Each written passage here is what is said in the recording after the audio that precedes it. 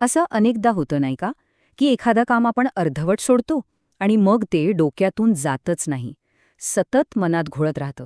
तर आज आपण याच मानसिक कोड्याबद्दल बोलणार आहोत आणि याला एक खूप इंटरेस्टिंग शास्त्रीय नावसुद्धा आहे. अगदी खरंय. समजा एखादं महत्वाचं काम अर्धवट राहिलंय आणि त्याचाच विचार तोच विचार सतत डोक्यात फिरतोय. ही भावना नक्कीच सगळ्यांना कुठेतरी ओळखीची वाटते नाही का? अगदी असंच.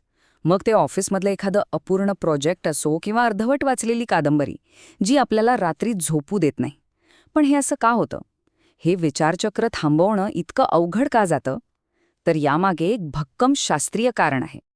तर आज आपण काय काय बघणार आहोत? सगळ्यात आधी याची एक ओळख करून घेऊ. मग याची एक मूळ कथा पाहू, जी खूपच रंजक आहे. त्यानंतर याचा शास्त्रीय पुरावा काय आहे ते तपासू.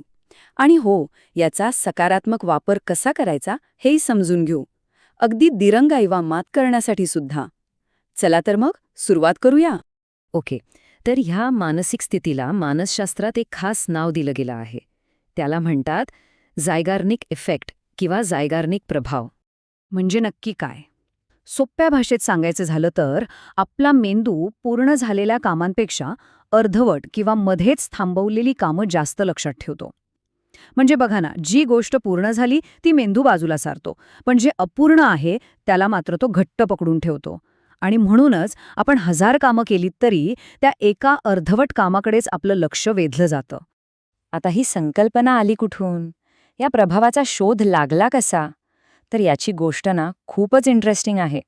आणि ती सुरू होते एका रेस्टॉरंटमध्ये. तर गोष्ट आहे 1920च्या दशकातली. सोव्हिएत मानसशास्त्रज्ञ ब्लूमा झायगार्निक व्हिएनामधील एका गजबजलेल्या रेस्टॉरंटमध्ये बसल्या होत्या आणि तिथे त्यांना एका वेटरबद्दल काहीतरी खूप विचित्र जाणवलं. एक अशी गोष्ट जी सहजासहजी लक्षात येणार नाही. त्यांनी काय पाहिलं? तो वेटर कोणतीही वही पेन न वापरता सगळ्या ग्राहकांच्या ऑर्डर्स अगदी अचूक लक्षात ठेवत होता. अगदी प्रत्येक लहान-सहान गोष्ट. पण गंमत पुढे होती.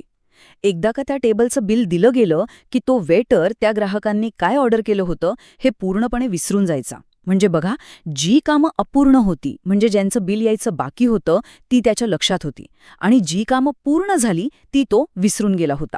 रेस्टॉरंटमधलं हे निरीक्षण याने झायगार्निक यांना अक्षरशः विचार करायला भाग पाडलं.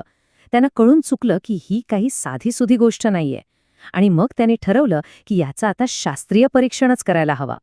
मग त्यांनी काय केलं? एक प्रयोग तयार केला. त्यात सहभागी लोकांना साधारण 15-20 सोपी कामं दिली, जसं की मणी ओवणं किंवा काही कोडी सोडवणं. पण त्यातली काही कामं पूर्ण होण्याच्या अगदी आधीच त्यांना मुद्दाम थांबवण्यात आलं. म्हणजे कामात व्यत्यय आणला. आणि या प्रयोगाचे जे निष्कर्ष समोर आले ते खरंच थक्क करणारे होते. ज्या लोकांच्या कामात व्यत्यय आणला गेला होता ना, त्यांना ती अपूर्ण कामं पूर्ण झालेल्या कामांपेक्षा खूप जास्त चांगल्या प्रकारे आठवली. हा चार्ट बघा, हेच दाखवतोय. अपूर्ण कामांची आठवण कितीतरी जास्त होती. किती जास्त? तर प्रौढ व्यक्तींना अपूर्ण राहिलेली कामं पूर्ण झालेल्या कामांपेक्षा तब्बल 90% जास्त वेळा आठवली. हा आकडाच या प्रभावाची ताकद दाखवतो. पण असं होतं का? याचं कारण असं की आपलं मन अपूर्ण कामांमुळे एका प्रकारच्या तणावाखाली येतं आणि जोपर्यंत ते काम पूर्ण होत नाही तोपर्यंत मेंदू आपल्याला त्याची आठवण करून देत राहतो. आपल्याला स्वस्थ बसू देत नाही. ठीक आहे, तर हा प्रभाव आपल्या मेंदूत असतो हे तर आपल्याला कळलं. पण प्रश्न हा आहे की ह्याचा वापर आपण आपल्या फायद्यासाठी करू शकतो का? तर उत्तर आहे नक्कीच हो. चला तर मग बघूया कसा. उदाहरणार्थ, अभ्यास करताना रात्रभर जागून रट्टा मारण्याऐवजी अभ्यासाची सत्र छोट्या छोट्या भागांमध्ये विभागून घ्या. प्रत्येक सत्रानंतर एक छोटा ब्रेक घ्या. असं केल्याने काय होतं?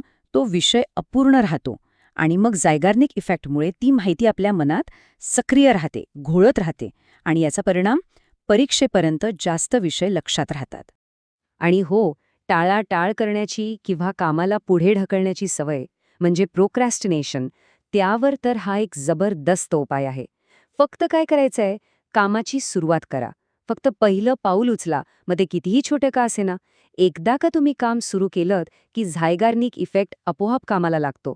तो एक मानसिक ताण निर्माण करतो आणि मग मेंदूच आपल्याला ते काम पूर्ण करण्यासाठी सारखा आठवण करून देत राहतो. आता गंमत बघा, हा प्रभाव फक्त आपल्या वैयक्तिक आयुष्यापुरता मर्यादित नाहीये. मनोरंजन आणि मार्केटिंगच्या जगात तर याचा खूप हुशारीने वापर केला जातो, आपल्याला गुंतवून ठेवण्यासाठी. सगळ्यांना आठवतच असेल, कट्टप्पाने बाहुबलीला का मारलं या एका प्रश्नाने अक्षरशः संपूर्ण देशाला वेड लावलं होतं. हा झायगार्निक इफेक्टचा एक परफेक्ट नमुना आहे. एक गोष्ट मुद्दाम अपूर्ण ठेवली जेणेकरून आपल्या डोक्यात ती घर करून राहील आणि आपण पुढच्या भागाची आतुरतेने वाट पाहू. आणि हे फक्त सिनेमापुरतं नाही, टीव्ही मालिकांचे क्लिफहँगर्स असोत किंवा आजकालचे OTT प्लॅटफॉर्म्स, प्रत्येक एपिसोड अशा वळणावर संपवला जातो की आपली उत्सुकता शिगेला पोहोचते आणि मग पुढे काय झालं हे जाणून घेण्यासाठी आपण पुढचा भाग पाहिल्याशिवाय राहूच शकत नाही. हे सगळं अगदी ठरवून केलेलं असतं. आणि ही युक्ती आपल्या मराठी चित्रपटसृष्टीतही खूप पूर्वी वापरली गेली होती. पिंजरा चित्रपटाच्या प्रमोशनसाठी शांताराम यांनी एक अभिनव मोहीम राबवली होती. त्यांनी पुण्यातील रिक्षांवर फक्त पिंजरा एवढंच नाव लिहिलं, बाकी काहीच नाही. हा अपूर्ण संदेश लोकांच्या मनात इतकी उत्सुकता निर्माण करून गेला की पिंजरा म्हणजे नेमकं काय हे जाणून घेण्यासाठी लोकांनी चित्रपटगृहांबाहेर अक्षरशः गर्दी केली होती. तर आतापर्यंत आपल्या लक्षात आला असेल की हा झायगार्निक प्रभाव किती शक्तिशाली आहे. पण म्हणतात ना, प्रत्येक नाण्याला दोन बाजू असतात. तसंच या प्रभावाचेही सकारात्मक आणि नकारात्मक असे दोन्ही परिणाम असू शकतात. एकीकडे अपूर्ण कामांची सततची आठवण आपल्या मनात ताण, तणाव आणि चिंता निर्माण करू शकते.